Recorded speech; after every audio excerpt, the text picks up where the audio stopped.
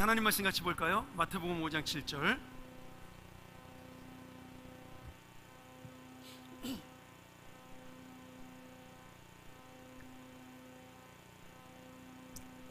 우리 한번 같이 읽었으면 좋겠습니다. 마태복음 5장 7절입니다. 자, 시작. 긍휼히 여기는 자는 복이 있나니 저희가 긍휼히 여김을 받을 것이며. 아멘. 우리 팔복이 오늘 다섯 번째 복인 긍휼에 대해서 두 주 동안 또 저희가 말씀을 나누도록 그렇게 하죠. 금요일날 설교가 조금 기도회인데 좀 뜨겁고 은혜스러운 설교를 해야 되는데 금요일 설교가 좀 어렵습니다. 그 이유는 금요일날 좀 하나님의 마음을 아는 그런 기도를 했으면 좋겠다는 생각으로 제가 조금은 좀 내용이 어렵지만 금요일 설교를 그렇게 같은 마음으로 기도했으면 좋겠다는 생각으로 준비를 했습니다. 오늘도 역시 쉬운 설교는 아니지만 우리가 함께 이 말씀 가지고 은혜를 받았으면 좋겠습니다. 이 긍휼이라는 단어가 구약과 신약에 약간 좀 차이가 있는데요. 구약에도 긍휼이라는 단어가 굉장히 많이 나오고 신약에도 많이 나옵니다. 그래서 구약에는 이 긍휼이라는 단어를 라함이라는 단어를 많이 쓰는데요. 이 라함이라는 단어가 헤세드랑 조금 뜻이 비슷하면서 약간 다른 뜻이 있습니다. 이제 동정하다, 자비를 베풀다, 연민을 가지고 있다, 이제 그런 뜻을 가지고 있는데 헤세드의 자비와 사랑은 좀 사랑 쪽에 의미가 있다 그러면 이 긍휼에 있어서의 라함이라는 단어에 나오는 그 자비한 마음은 뭐라 그럴까요? 근본적으로 인간의 마음 속에 있는 어머니의 마음이라는 그런 생각을 가지고 있습니다. 원래 이 람이란 단어가 내가 연민과 동정을 가지고 있다는 이 뜻이 어디서 나온 말이냐면 히브리의 원래 의미는 어머니의 모태라는 뜻입니다. 어머니의 자궁, 어머니의 모태, 그런 뜻에서 이 동정이라는 단어가 나온 거죠. 그러니까 지금 하나님께서 이스라엘 백성을 긍휼히 여기신다고 할 때, 또 우리들을 긍휼히 여기신다고 할 때 우리들에게 품는 마음이 어머니가 뱃속의 아기에 대해서 품는 마음을 지금 긍휼이라는 단어로 설명하고 있다라는 겁니다. 왜 그랬을까요? 왜 이스라엘 백성들에게 하나님께서 긍휼이라는 단어를 설명할 때 어머니 뱃속에 있는 아이에 대한 그 연민의 마음을 가지고 바라보는 마음으로 설명을 했을까요?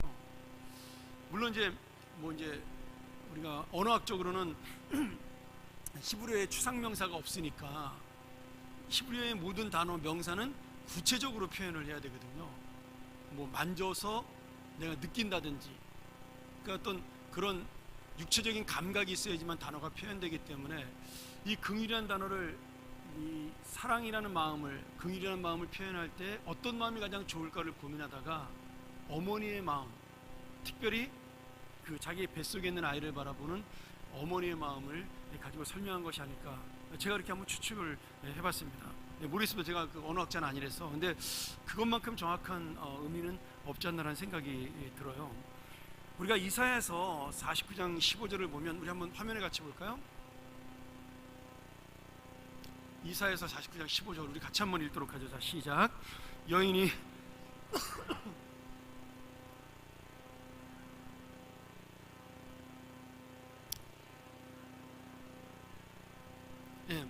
구약 성경에서 긍휼이라는 단어를 가장 정확하게 표현하고 있는 성경 말씀이라고 생각이 되는데요. 지금 이스라엘 백성이 하나님을 배신해서 망하거든요. 지금 이사야가 이스라엘 백성이 망할 것을 예언하면서 그들이 다시 돌아올 것을 지금 이야기를 하고 있다는 거죠. 아직 겪지도 않은 일을 예언하고 있는데, 지금 우리가 그동안 배우고 있는 예레미야서, 새벽기도 때마다 듣고 있는, 또 여러분 큐티로 하고 있는 예레미야서의 말씀을, 지금 예레미야서에 나오고 있는 이스라엘의 회복을 지금 이사야가 똑같이 지금 말씀하고 있는 겁니다. 예레미야는 그 일을 겪었는데 이사야는 이미 겪지 않은 몇백 년 전의 사람인데 그 일을 예언하고 있는 거죠. 그런데 이스라엘 백성이 바벨론의 포로로 잡혀가서 그런 고난과 어려움을 당할 때 이스라엘 백성들은 70년 동안 그런 포로 생활을 하니까 하나님께서 우리를 잊어버린 게 아닐까, 하나님이 우리를 포기하신 것이 아닐까, 그런 생각을 할 수도 있지 않습니까? 뭐 1, 2년도 아니고 70년이니까. 제가 지난번에도 얘기했지만 우리나라 36년 동안 기다리지 못해서 애국하던 사람이 친일파로 돌아선 사람이 얼마나 많아요. 그런 거랑 똑같은 거죠. 그런데 그 사람들의, 그 이스라엘 백성들의 안타까운 마음을 아신 하나님께서 내가 젖 먹는 자식을 잇는 엄마일지라도, 또 자기 태중에 있는 아들을 긍휼히 여기지 않는 그런 엄마가 없을지라도, 아니 그런 엄마가 있다 할지라도 나는 너희들을 잊지 않겠다라고, 그런 부모, 정말 가장 사랑하는 부모하고 비교해서 지금 하나님의 사랑을 말씀하고 있는 겁니다. 그러니까 가장 어려운 때에 있는 우리들의 마음, 가장 힘들고 외로운 때에 있는 우리 마음들을 주님께서 놓치지 않는다라는 거죠. 이것이 바로 이제 신약에서는 누가복음 15장에 나오는 탕자의 아버지의 마음입니다. 제가 나중에 또 설명을 드리겠지만, 여러분, 탕자의 그 비유에서 가장 힘든 사람은 누구냐면 고생하고 돌아온 아들이 아니에요. 그 아들을 기다리는 아버지입니다. 지금 이스라엘 백성이 70년 동안 포로 생활할 때 그 포로 생활을 견디고 있었던 이스라엘 백성의 마음보다 더 아픈 게 누구냐면 그들을 70년 동안 채워야 되는 하나님 아버지의 마음이라는 겁니다. 그래서 구약에서는 이것을 어머니의 마음이라고 설명하기 위해서 이 어머니의 태, 자궁이라는 단어를 긍휼이라는 단어로 바꿔서 사용을 하고 있는 겁니다. 또 신약에서 긍휼은 두 가지의 단어로 쓰이고 있는데요, 하나는 엘레오스라는 단어입니다. 그리고 하나는 스프랑크논이라는 단어예요. 똑같이 긍휼이라는 단어를 쓰고 있는데 동정이라는 단어로도 쓰고 있는 거죠. 근데 오늘 말씀에는 엘레오스라는 단어가 사용되고 있습니다. 이 엘레오스라는 긍휼의 마음은 그냥 단순히 마음을 표현하는 것이 아니라 내가 행동으로 그 사람의 긍휼함을 보여주는 겁니다. 어렵고 힘든 사람을 도와주고 내가 저 사람을 불쌍히 여기는 마음을 실천해서 도와줄 때 그것을 신약에서는 긍휼하다 이렇게 표현하고 있는 거죠. 그러니까 구약과 신약의 긍휼이라는 단어가 어떻게 보면 마음을 표현하는 단어이기도 하지만 또 한편으로는 행동으로 보여주는, 부모의 행동, 부모의 사랑을 보여주는, 또 우리들의 이웃에 대한 마음을 보여주는 행동이 바로 이 긍휼이라는 단어 속에 포함되어 있는 겁니다. 그래서 성경에서 가장 긍휼한 분은 누구냐면 자기의 몸을 희생해서 우리를 위해 죽으신 예수 그리스도를 가장 긍휼한 분으로 표현하고 있는 거죠. 여러분, 이 긍휼이라는 단어는 그래서 어떤 부분에서는 내 마음 속에서 행동으로 일어나는 그런 단어라는 거예요. 이것을 우리가 그 구약의 유명한 그 탈무드라는 책에 보면 아마 읽어보신 분들도 있을 겁니다. 이 탈무드에 보면 이 긍휼에 대한 단어를 정확하게 설명을 이렇게 하고 있어요. 한번 들어보세요. 한 아버지가 아들에게 이렇게 이야기를 합니다. 야, 우리 집에 있는 낫이 이빨이 다 빠졌는데 옆집에 가서 낫 좀 빌려오렴. 이 아들이 아버지의 말을 듣고 이 집에 갔다 왔습니다. 근데 빈손이에요. 너 왜 빈손으로 오니? 옆집의 아저씨가 내가 너에게 낫을 빌려주고 싶지만 이 낫은 새 낫이라서 아까워서 내가 너에게 빌려줄 수가 없다. 나도 아직 한 번도 쓰지 않은 낫이야. 그러니까 내가 빌려줄 수 없다. 이렇게 거절을 하셨어요. 그러니 할 수 없지. 그래서 아버지는 읍내에 나가서 낫을 새로 사갖고 왔습니다. 그리고 며칠이 지났습니다. 근데 그 낫을 빌려달라고 했을 때 거절했던 그 옆집에서 이번에는 자기네 집 낫이 그 잘못하다가 풀을 베다가 망가져서 돌멩이를 쳐서 날이 빠지는 바람에 이 집에 낫을 빌리러 온 겁니다. 아들이 아버지에게 이렇게 물어보죠. 아버지, 며칠 전에 제가 낫을 빌리러 갔다 거절당했던 그 옆집의 아저씨가 저희에게 낫을 빌리러 왔습니다. 어떻게 하죠? 근데 아버지가 이렇게 대답을 하면서 지혜롭게 아들을 가르쳤어요. 야, 아들아, 너에게는 세 가지의 선택이 있다. 여러분, 이거 잘 들으셔야 됩니다. 굉장히 중요한 의미가 있어요. 너에게는 세 가지의 선택이 있다. 만약 저 집에서 낫을 빌려주지 않았기 때문에 우리도 그 낫을 빌려주지 않으면 그것은 복수하는 것이다. 이렇게 표현했어요. 두 번째로, 저 집에서 낫을 빌려주지 않았지만 내가 이 낫을 빌려줌으로 나는 너보다 더 훌륭한 사람이야. 그리고 그 사람을 부끄럽기 위해서 그 낫을 빌려주면 그것은 복수보다 더 나쁜 증오하는 마음이다.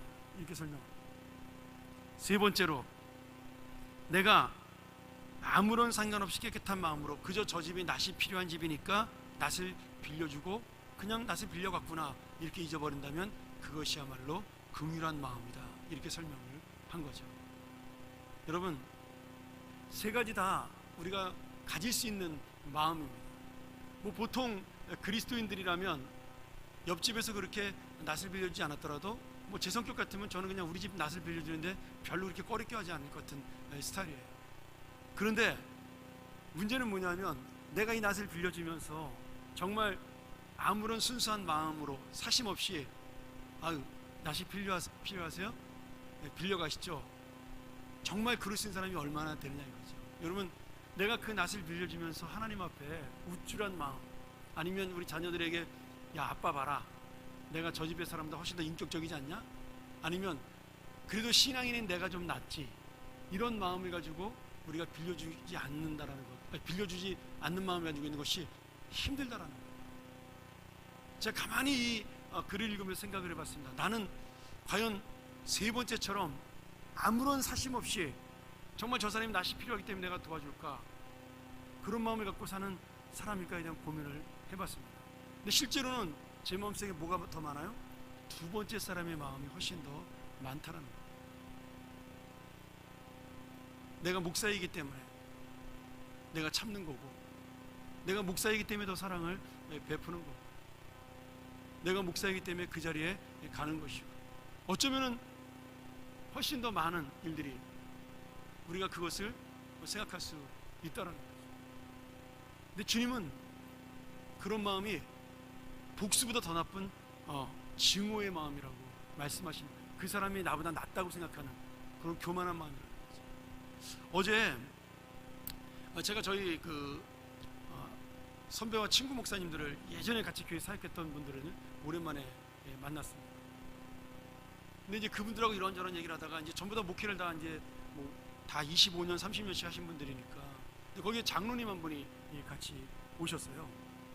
사실 우리 때 청년부 회장이었는데 이제 장로님이 되신 거죠. 이제 다른 교회 가셔서 이제 같이 얘기를 하는데, 이제 그분이, 장로님이 이제 굉장히 착하신 분이, 정말 착하신 분인데 그런 얘기를 하는 거예요. 요새 우리 목사님들을 보면서 젊은 목사님들한테 걱정이 좀 된다. 걱정이 되는 내용은 얘기를 안 하시더라고요.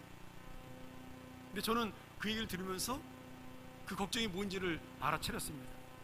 왜냐하면 우리 목사들끼리 하는 얘기를 그분이 듣다가 던진 말이었거든요. 이게 뭐냐면, 우리 젊은 교육자들이 목사를 직업으로 생각하는 게 가장 두렵다라고 제가 그렇게 이야기를 했습니다. 왜냐하면 저희가 목사가 될 때는 목사가 되는 것은 자기를 희생하는 일이라고 생각을 한 거예요. 왜냐하면 목사가 되면 돈도 못 벌고, 죄송합니다, 돈 많이 버는 목사님들이 많이 계셔서 이런 말하면 또 웃기다 그럴지 모르는데, 실제로 보면 목사 중에 97%는 돈을 못 법니다. 그리고 명예와 권력 같은 거 다 포기하고 사실은 하나님 앞에 희생하려고 목회 길로 들어서는 거잖아요. 그러니까 어쩌면 우리는 직업이라는 말을 쓰는 것을 굉장히 싫어했고, 성직이라는 걸 너무나 당연하게 생각을 했고, 제가 미국 가서 목회하기 전까지만 하더라도 교육자 월급을, 제가 월급이라는 단어를 써본 적이 없습니다. 저도 사립이라는 단어를 안 썼죠. 사립비는 월급이 아닙니다, 여러분. 여러분이 감사해서 그분이 생활할 수 있도록 주시는 물질입니다. 그러니까 월급의 개념이 아닌 거죠. 그래서 사립비를 받을 때는 적든 많든 감사함으로 받는 것이고, 어느 교회를 갈 때 내가 얼마를 받느냐고 물어보지 않고 그냥 가서 주는 대로 받는 것이 예의라고 생각을 했습니다. 근데 제가 미국 가서 그게 깨진 거죠. 미국은 담임 목사를 청빙할 때 항상 계약서를 씁니다. 계약서 쓸 때 연봉이 얼마인지를 정확하게 적고 시작을 하는 거죠. 뭐 그게 좋을 수도 있고 나쁠 수도 있지만, 저로서는 좀 굉장히 좀 당황스러운, 제가 살아왔던 목회의 어떤 스타일하고 맞지 않는 그런 모습을 보는데, 근데 거기 있는 교인들은 당연하게 생각을 하는 거예요. 근데 저도 그렇게 10몇 년을 거기 살다 보니까 이제 우리가 셀러리라 그러는데 월급이라는 단어를 쓰거든요. 저도 가끔가다 한국에서도 사립이라는 단어 안 쓰고 목사 월급이라는 단어 제가 가끔 쓰다 아차 싶을 때가 있습니다. 죄송합니다. 혹시 제가 그런 단어 쓰면 이해하십시오. 마음은 그렇지 않습니다. 그런데 입으로는 사립이라는 단어를 쓰면서 마음으로 월급이라고 생각하는 교육자들도 있다라는 거예요. 저도 그렇게 될까 두렵다라는 생각이 들고요. 여러분, 예전에 이런 재밌는 일이 있었어요. 제가 전도사를 할 때 담임 목사님이 저한테 학교에다가 공고를 하나 붙이라고 그랬습니다. 뭐냐면 우리 교회에서 전도사님을 한번 청빙하려고 그러는데 거기다가 이렇게 대자보를 이렇게 옛날에는 저희 충신에다 이렇게 많이 붙였거든요. 그 게시판에다가. 그러면 교육전사 초빙, 뭐 청빙 아니면 뭐 여전사님 초빙 이렇게 써놓으면 그분들이 전화를 하셨어요. 저보고 이제 그 광고를 하나 붙이라 제가 붙였는데 그 다음날 제가 전화를 받고 엄청 혼났습니다. 어떤 그 신학생 하나가 저한테 전화를 한 거예요. 제가 뭐라고 썼냐면 거기다가 주일학교 전도사 구함 이렇게 썼습니다. 초빙이라고 안 쓰고 청빙이라고 써야 되는데 저 구함이라고 쓴 거예요. 근데 제 나름대로는 또 현실적으로 생각을 한 거죠. 아니 무슨 그 신학교 1, 2학년짜리 학생을 구하는데 청빙, 초빙 이런 말 쓰는 것 자체가 좀 웃긴다는 생각이 좀 들었던 거죠. 그래서 저는 그냥 그렇게 구함이라고 썼는데 어디다 감히 교육자를 구하면서 구함이라는 단어를 쓰냐고, 당신이 교육자가 맞냐고 저한테 전화해서 막 따지시는 거예요. 그래서 제가 그때 철이 없으니까, 저도 그때 20대 중반이었어요. 화가 나서 그러면 전사님 저희 교회 오지 마세요. 제가 그랬습니다. 청빙하시는 대로 가십시오. 제가 그랬던 기억이 나요. 제가 그 전화를 끊고 굉장히 기분이 안 좋았어요. 여러분, 청빙과 초빙은 모시는 사람 입장에서 쓰는 말입니다. 본인은 뭘로 오는 거죠? 본인은 종으로 오는 겁니다. 여러분, 그게 교육자잖아요. 우리가 종의 마음을 가지고 오는 거잖아요. 그래서 우리 교인들이 기도할 때도 우리 주의 종 보살펴 달라고 기도하시고, 조금 더 점잖게 기도하면 주의 종님까지, 이게 종에다 님자 붙이는 분도 있으시잖아요. 그러니까 이상하게 구하는 사람은 청빙이라고 이야기를 해야 되고 오는 사람은 종으로 와야 되는데 바뀌었다라는 거죠. 여러분, 만약에 제가 전도사가 아니고 그때 같은 전도사가 아니고 우리 교회 집사님이나 그런 분들이 아마 교회에다가 대접을 붙였으면 그분들은 분명히 초빙 내지는 청빙이라는 단어를 사용했을 겁니다. 근데 저는 같은 교육자니까 종의 마음으로 또 어린 신학생의 마음으로 구함이라는 단어를 썼던 겁니다. 여러분, 누가 더 올바른 마음을 가지고 목회하는 걸까요? 제가 그거 가지고 굉장히 많은 고민을 했던 기억이 있어요. 내가 정말 교육자에 대해서 가볍게 여기는 거 아닌가? 아니면 지금 우리 신학생들한테 무슨 문제가 있는 거 아닌가라는 고민을 가지고 제가 며칠 동안 생각했던 기억이 납니다. 여러분, 긍휼이라는 단어가 저는 그런 생각이 들어요. 오늘 주님께서 내 인생 속에 같은 말 같은 행동을 해도 내가 어떤 마음을 품고 있느냐에 따라 그 중심의 결과가 어떤 경우는 복수가 될 수가 있고 어떤 경우는 증오가 될 수가 있고 어떤 경우는 긍휼이 될 수 있다는 거예요. 여러분, 이것은 나탄 자루를 빌려주고 안 빌려주고의 문제가 아니라 내가 살아가는 인생 속에 다른 사람을 향하여 내가 어떤 마음을 품고 있느냐에 따라 내가 진정한 그리스도인이 될 수 있느냐 되지 못하느냐 하루하루를 고민하고 살아가는 문제라는 거죠. 근데 누구에게나 다 그런 마음이 있다라는 거예요. 이 낯을 빌려주면서 내가 너보다 인격적이다, 너는 안 빌려줬지만 나는 빌려주는 훌륭한 사람이다라는 마음을 가지고 있다라는 거죠. 여러분, 그게 누구의 마음이냐면 바리새인의 마음, 예수님이 가장 싫어했던 사람들의 마음이 바로 그런 거였어요. 내가 너보다 한 단계 위에 있기 때문에 나는 금식하고 기도하는 것이고 말씀을 더 연구하는 것이다, 이런 거지. 아니면 내가 더 그렇게 너보다 경건 생활을 많이 하기 때문에 너보다 더 높은 자리에서 이런 존경받을 만한 자격이 있는 사람이다. 여러분, 하나님의 마음은 그런 마음이 아니라는 겁니다. 우리가 다음 주에 또 한 번 더 이 말씀을 가지고 나누겠지만 예수님이 이 땅에 내려오셨을 때의 마음이 바로 이 긍휼의 마음이거든요. 그것을 성경에서는 뭐라고 표현하냐면 체휼이라는 단어로 표현하고 있어요. 또는 하감이라는 단어로 쓰고 있습니다. 이제 우리 내년에 개역개정으로 바꾸면 못 보는 단어들입니다. 다 바뀌었어요. 이제 쉽게 하늘에서 그 사람들의 마음을 내려다보는 하감, 높은 자가 낮은 자를 내려다보는 마음인데 똑같은 동일시되는 마음. 심리학적 용어로는 이것을 동일시라 그러는 것이고 우리는 그것을 뭐라 그래요? 성육신의 마음이라고 부르는 거예요. 예수님이 내가 너보다 좀 더 높은 사람인데 내가 너를 위해 내려가 준다, 그런 마음으로 내려오신 것이 아니라는 거예요. 예수님은 정말 우리를 사랑하고 아껴서 불쌍해서 그냥 내려오신 겁니다. 그게 예수님의 진실이고 예수님의 사랑이었어요. 오늘 여러분, 내가 그런 긍휼하신 사랑을 받고 여기에 앉아있는 그런 하나님의 자녀라는 거예요. 근데 우리 마음속에 그런 긍휼함이 있느냐라는 거예요. 여러분, 지금 이스라엘 백성들이 예수님을 찾아왔어요. 예수님 말씀을 듣고자. 근데 그들이 왜 찾아왔냐면 그들의 마음속에 나의 형편과 처지가 불쌍하니까 주님의 자비가 필요한 인생이라고 자기들 스스로가 생각을 한 겁니다. 로마에 압제받고 세금은 내야 되고 먹고 살 건 없고 힘드니까 예수님에게 찾아온 거예요. 그러니까 그런 마음을 가지고 왔기 때문에 예수님에게 위로의 말씀을 듣고 싶었던 겁니다. 근데 산상수훈은 읽으면 읽을수록 그 사람들에게 위로를 주는 말씀이 아니라 오히려 그 사람들에게 부담을 주는 말씀이 훨씬 더 많습니다. 이 팔복으로 시작하면서 계속 나가잖아요. 너희가 세상의 빛과 소금이다라 그러고, 6장에 가면 똑바로 기도하라 그러고, 7장에 가면 비판하지 말라 그러고, 원수 사랑하라 그러고, 오른뺨 때리면은 왼뺨 내밀으라 그러고. 지금 나는 불쌍하다고 생각해서 내가 위로받으려고 왔는데 예수님은 너희는 이미 다 그런 하나님의 긍휼함을 받은 자이고 알고 있는 자니까 너희들은 베푸는 자가 되라고 말씀하고 있다라는 거예요. 이거 그 당시 사람들에게 이해할 수 없는 마음으로 다가올 수 있지 않았겠어요? 아니, 나도 힘들고 어려워서 죽겠다 싶어서 주님을 찾아왔는데 그런 나에게 먼저 긍휼을 베풀라고 하니까 아마 저는 이 말씀을 듣는 사람들이 굉장히 힘들지 않았을까라는 생각을 해보게 됩니다. 여러분, 산상수훈을 설교하는 목사님들이 생각보다 많지 않습니다.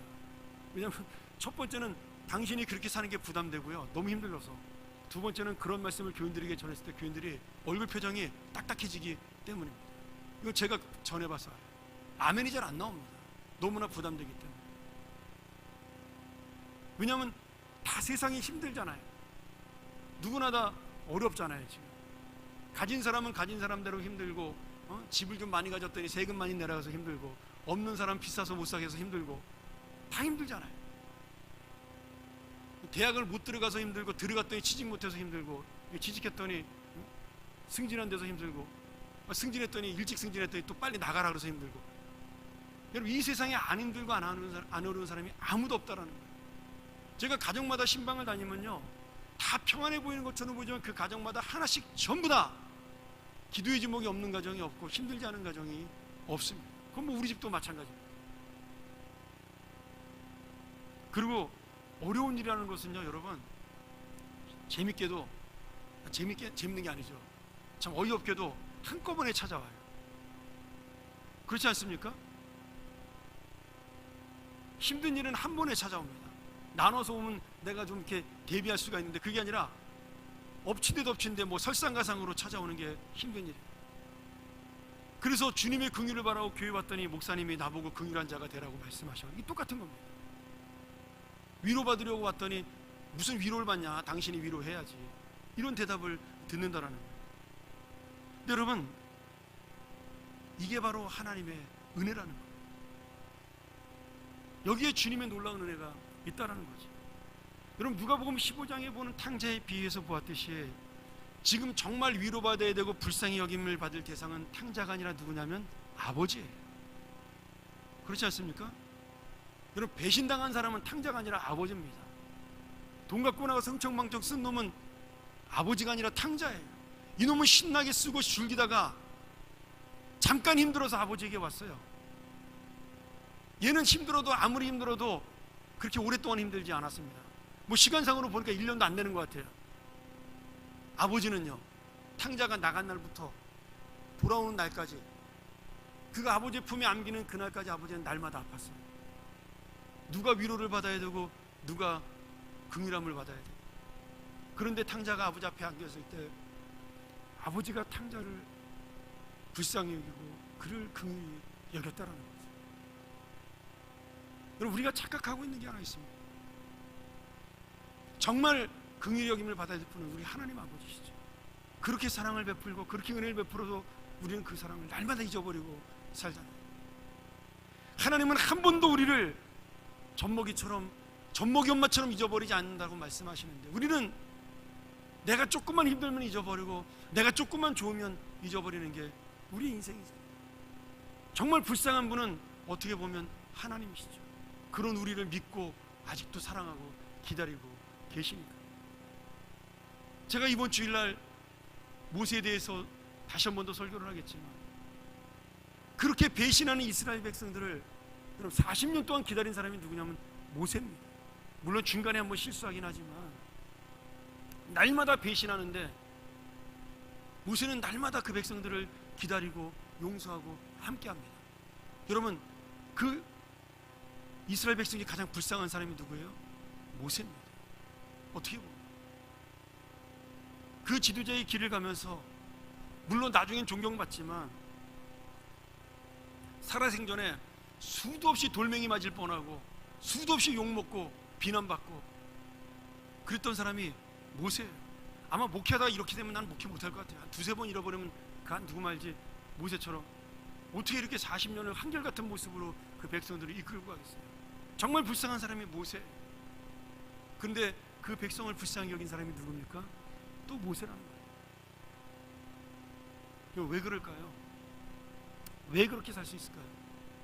그 긍휼이 무엇인지를 알기 때문에, 그리고 그 긍휼한 사랑을 내가 받았기 때문에 그렇게 살 수가 있는 겁니다. 오늘 여러분, 우리의 현실 속에 누가 더 아프고 힘들까요? 우리가 더 아프고 우리가 더 힘듭니다. 내가 맨날 손해보고 내가 희생하고 살잖아요. 그런데 그것이 바로 하나님 아버지의 마음이고 우리들의 마음이 되기를 원하시는 주님의 마음이라는 거예요. 어머니가 뱃속의 아기에 대해 품는 마음은 힘들어도 사랑하는 마음이고 기대하는 마음이고, 여러분, 그 아기는 무조건 내 편이라는 믿음을 가지고 엄마를 바라봅니다. 엄마의 젖꼭지를 깨물든 울어서 엄마를 귀찮게 하든 잠을 못 자게 하든. 우리 지난주도 우리 쌍둥이라는 가정이 있지만 그 이제 애 낳았다고 신나가지고 입이, 어저께도 내가 보니까 막 입이 벙글벙글 하던데, 이제 뭐 며칠만 지나봐야 잠 못 자고 두 아이를 키우려면 오늘 쌍둥이 둘 키우는 게요 얼마나 어려운 건데요. 예전에 제가 모셨던 그 목사님이 쌍둥이 둘이었는데 애가 아프면 셋이 움직여야 돼요. 한 사람은 애기 안고 또 한 사람은 애기 안고 나머지 한 사람은 짐 들어야 돼요. 병원 한번 가려면. 근데 여러분, 그 힘들게 하는 아기를 보면서 그저 웃음만 나오고 기쁨만 있는 게, 그게 바로 아버지의 마음이고 엄마의 마음이잖아요. 무조건 쟤는 내가 사랑하는, 잘하고 잘못하고에 상관없이, 울고 안 이쁘고 뭐 예쁘고 이런 거에 상관없이 그저 내 자식이니까 예쁜 겁니다. 무조건 내 편인 거예요. 우리 아버지는. 여러분, 그런 마음으로 하나님께서 우리를 품고 있다는 거예요. 그래서 우리가 집에서 야단 맞고 두들겨 맞아도 집 안 나가잖아요. 나간 애들도 있나요? 철없는 애들 나가긴 나가죠. 여러분, 저 어렸을 때 제일 무서웠던 게 엄마가 나버리고 재혼하는 거였어요. 아무리 사랑한다고 그래도 주변에서 저희 어머니가 워낙 젊으니까 이렇게 저 잠들고 있는 그 사이에 재혼하라고 주변에서 꼬시는 아줌마들, 그 이웃집 엄마들, 우리 큰어머니, 너 그것도 잘 들리는지 모르겠어, 자다가도 그런 소리가 들리는 거예요. 여러분, 그 초등학교 1학년짜리 마음이 그런 소리를 들으면 자다가 얼마나 무섭고 떨리겠어요. 엄마가 나부리고 도망가면 어떡하나. 그래서 엄마가 때려도 야단쳐도 붙잡고 늘어지는 거죠. 어머니 치맛자락을 붙잡고 집 안 나가는 거잖아요. 그리고 거기에 뭐가 있어요? 무조건 나만 사랑한다는 그 부모의 마음이 담겨져 있는 겁니다. 오늘 여러분, 내가 바로 그런 사랑을 받은 하나님의 자녀이기 때문에 우리가 아무리 힘들어도요, 우리가 아무리 어려워도요, 이 긍휼의 마음을 가질 수밖에 없는 겁니다. 다 똑같이 긍휼함을 받아야 되지만 우리는 이미 또 다른 한 차원 높은 그 무조건 내 편 되시는 하나님의 긍휼하심을 입은 사람들입니다. 그런데 내가 지금 긍휼함을 갖지 못한다는 것은 얼마나 교만한 거예요. 얼마나 못된 거예요. 말씀 정리할까요? 제가 좋아하는 사업가 중에 우리나라에서는 안 알려져 있는데 미국의 그 칙필레라는 유명한 치킨집이 있습니다. 우리나라는 KFC가 더 유명하지만 미국에는 이 KFC만큼 유명한 칙필레라는 그 치킨 햄버거 집이 있어요. 이분이 정말 예수를 잘 믿는 분입니다. 2004년도에 돌아가셨는데, 이 투레트 캐시라는 교인이신데 아마 집사님이었을 거예요. 미국의 침례교 교인이었으니까. 이 투레트 캐시가 이 칙필레를 차리면서 하나님 앞에 이것을 바쳤어요. 그래서 주일날 문을 열지 않습니다. 여러분, 미국의 햄버거 집은 주일날 다른 날보다 매상이 3배에서 4배 올라갑니다. 근데 그걸 포기하신 거예요. 근데 하나님이 점점 더 번창하게 해줘서 지금 미국의 매장이 한 2,000개 되거든요. 우리나라에는 아직 안 들어왔는데 미국에서 가장 맛있는 햄버거집 그러면 그 닭고기 햄버거집은 KFC보다 이 칙필레를 더 알아줍니다. 뭐 저도 많이 먹고 우리 아이들도 굉장히 좋아하는 그러한 햄버거집인데 순전히 치킨으로만 만드는 집입니다. 근데 이분이 정말로 착한 일을 많이 하셔요. 그 돈을 가지고 엄청난 구제 사업을 많이 하시는데 우리나라에도 참 이런 분 하나 있었으면 좋겠다는 생각이 들어요. 윈 쉐이프 재단을 만들었습니다. 이게 뭐냐면 어려움 당한 젊은이들을 돕는 재단이에요. 직장을 못 얻거나 아니면 병들거나 등록금이 없어서 학업을 못하거나 이런 친구들을 돕는 그런 윈 쉐이프 재단인데 지금도 미국에서 가장 많은 젊은이를 돕는 재단으로 지금 알려져 있죠. 그분이 이 재단을 만들면서 이런 이야기를 했어요. 사람들이 격려와 위로가 필요한 줄 어떻게 알 수 있느냐 이렇게 질문을 했단 말이죠. 이제 그 재단을 만들었을 때 이렇게 대답을 하셨어요. 그 사람이 숨을 쉬고 있으면 안다 이렇게 이야기를 합니다. 이 말이 무슨 말일까요? 숨 쉬고 있는 모든 사람에게는 격려와 위로가 필요하다는 거죠. 저는 12월 달을 정리하면서 우리 교회가 좀 그런 교회가 됐으면 좋겠다라는 생각이 들어요. 물론 뭐 구제 뭐 이런 건 뭐 당연히 해야 되겠지만 정말 우리 안에도 이런 긍휼함을 가지고 서로를 격려하는 마음이 있었으면 좋겠다는 생각이 들어요. 1년 동안 얼마나 많이 수고하셨습니까? 아유, 집사님이 아니었더라면 우리 교회가 얼마나 힘들었겠어요. 장로님이 아니었더라면, 우리 권사님이 아니었더라면 우리 교회가 어떻게 이렇게 한 해 동안 또 평안하게 갈 수 있었겠어요. 정말 그분의 그 마음을 바라보면서 따뜻한 위로와 격려를 주는 것, 저는 그건 역시도 긍휼한 마음이라는 생각이 듭니다. 제가 가끔가다 요새 놀라는 게 뭐냐면, 저한테 그 지원서를 이제 내년에 사역하겠다고 지원서를 쓰시는 분들이나 전화 오시는 분들이 있어요. 근데 정말 생각지도 못하던 분들이 내가 여기에 봉사하겠습니다라고 말씀하시는 분들이 있어요. 제가 이제 그때마다 회개하는 거죠. 내가 저분을 너무 우습게 봤구나. 죄송합니다. 근데 그분 마음속에 뭐가 있냐면, 내가 이렇게 은혜 받았으니까 이 정도는 내가 해야 되겠다는 마음을 가지고 있다라는 거예요. 여러분, 저는 그런 모든 것들이 다 긍휼한 마음에서 나왔다라고 해요. 그분이 안 바쁜 분이 아니에요. 다 직장 다니는 분들이고 전부 다 가정도 쉽지 않은 분들입니다. 그런데 그런 분들이 지원하는 걸 보면서 이분들은 이미 긍휼한 사랑을 받은 분들이라는 것을 느낄 수가 있는 거죠. 여러분, 오늘 정말 긍휼함을 받아야 될 사람들이 긍휼을 베푸는 이유가 무엇일까요? 이미 그들은 하나님의 긍휼을 마음속에 입었기 때문입니다. 저는 오늘 여러분들이 이런 긍휼함을 가지고 살았으면 좋겠어요. 왜? 우리는 이미 주님의 긍휼을 받은 사람들이에요. 내일 추운데 우리 교회에서 김장한다고 그러시더라고요. 우리 권사님들이 좀 많이 나와서 도왔으면 좋겠고요. 서로가 그것을 보면서 격려하는 그런 긍휼함이 있었으면 좋겠습니다. 이 추운 날 왜 김장만 하면 이렇게 추울까요? 작년에도 되게 추웠던 것 같은데. 근데 그래서 더 그 자리는 따뜻한 것 같아요. 날씨가 추워서 그 김장하는 그 자리는 왁자지껄하고 더 따뜻하다는 생각이 듭니다. 제가 내일 벌써 점심에 그 겉절이 먹을 생각하니까 이렇게 침이 꿀꺽 넘어갈 정도로 기다리고 있습니다. 그럼 결국은 그러한 기쁨을 주는 것은 누군가의 긍휼함과 희생으로 가능하다는 거예요. 여러분, 우리 탕자의 아버지가 가졌던 그 아픔, 근데 그 아픔을 넘어서 그 방탕한 자식이 돌아왔을 때 안으면서 풀렸던 그 마음, 그분은 단 한 번도 긍휼함을 잊지 않았기 때문에 그 기쁨도 누릴 수가 있었습니다. 오늘 여러분, 그 하나님의 긍휼하심이 오늘도 이 시간에 우리에게 한 번 더 임했으면 좋겠어요. 그리고 우리도 그 긍휼한 마음을 가지고 우리가 살았으면 좋겠습니다. 제가